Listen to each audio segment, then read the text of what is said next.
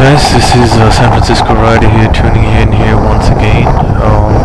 Today I'm going to talk about what's the best beginner motorcycle for all you riders that want to get into riding. So typically the question I get asked is, should I start on a 250, a 600 or a 1000? So I'm going to just quickly go through the pros and cons of all three options and then give my final recommendation. So let's talk about the 250s. So you got a lot of choices here on the 250s. You can get a Ninja 250, you can get a Ninja 300, or you can get a Yamaha R3. So the advantage of getting a smaller bike in this range is that you won't kill yourself. You got a lot of controllable power. There's a good margin for errors. You can learn the basics. And if you're gonna kind of go down this route, I would definitely recommend don't buy a brand new 250, as one day you will probably outgrow it, and you will want to get something more powerful. So my recommendation is, if you want to get a 250, get a second-hand 250, unless you can get a real good deal on a 300 or an R3. And the other advantage of a 250 or smaller CC bike in this range is you're going to have very cheap insurance compared to the others. So now let's kind of shift gears into the 600. So you can definitely start on a 600 as well, and the choices here are, you've got a lot of good choices. I mean, you got the CVR 600, you got the R6, you've got the Suzuki Gixxer, you could get a Triumph Daytona 675. So the advantage of getting a 600 is you get one bike once. There's lots of power.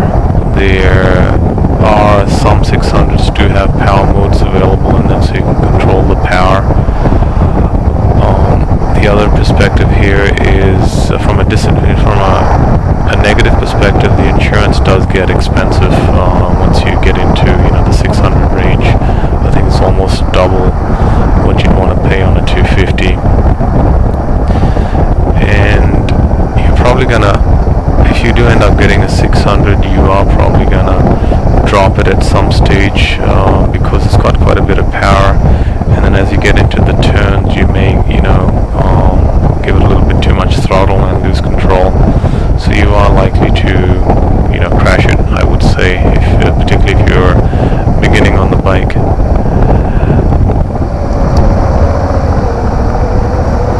So let's kind of shift gears to the 1000. So one of the questions is, can I start on a leader bike? And my perspective on this is that the leader bikes really have too much power. Yeah, they've got way too much power. I in fact used to ride a Ninja 1000. I would never recommend that to a beginner. Insurance is also very expensive on leader bikes, very expensive. So what is my recommendation? So I would really recommend getting a bike. I don't recommend a 250. I would say start at a 300, Ninja 300, or anything up to 500cc would be good. The CBR 500 is also another good option. I think 250, if you get a 250, you're going to outgrow it in 3 to 6 months. But I think if you get a bike between 300 and 500 cc's, that's going to keep you happy for about maybe a year or 2 years. And I know if you're really into motorcycling, one day you're gonna definitely want to get a 600 and then a 1000.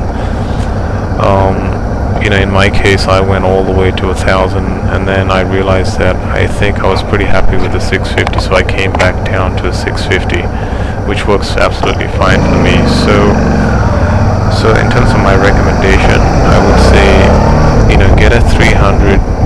A Ninja 300 would be great, or the Yamaha R3 would be another good option. You can go up to 500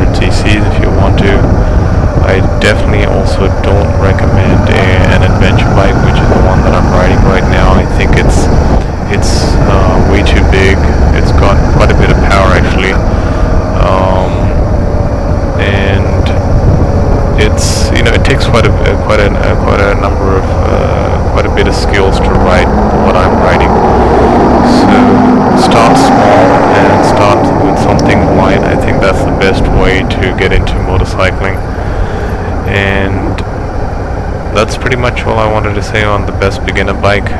So hope you enjoyed the video. If you like it, please do subscribe, and we'll catch up in the future. Cheers.